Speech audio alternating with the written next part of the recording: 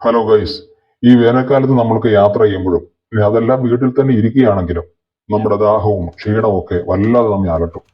ആ സമയത്ത് കഴിക്കാൻ പറ്റിയ ഏറ്റവും നല്ലൊരു സാധനമാണ് തണ്ണിമത്തങ്ങ, ഇല്ലേ? അതെ, നമ്മുടെ ദാഹവും ക്ഷീണവും ഒക്കെ മാറി വളരെ ഫ്രഷ് ആവും, വളരെ പെട്ടെന്ന്. അതാണ് തണ്ണിമത്തങ്ങ കഴിച്ചാലുള്ള ഗുണം. ഞങ്ങളെല്ലാവരും കഴിക്കുന്നതാണ്, കഴിച്ചിട്ടുള്ളതുമാണ്.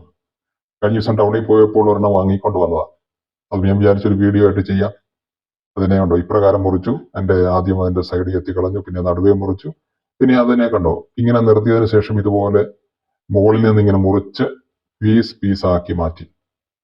കണ്ടോ, എല്ലാ പീസും ഏകദേശം ഒരുപോലെ തോന്നും.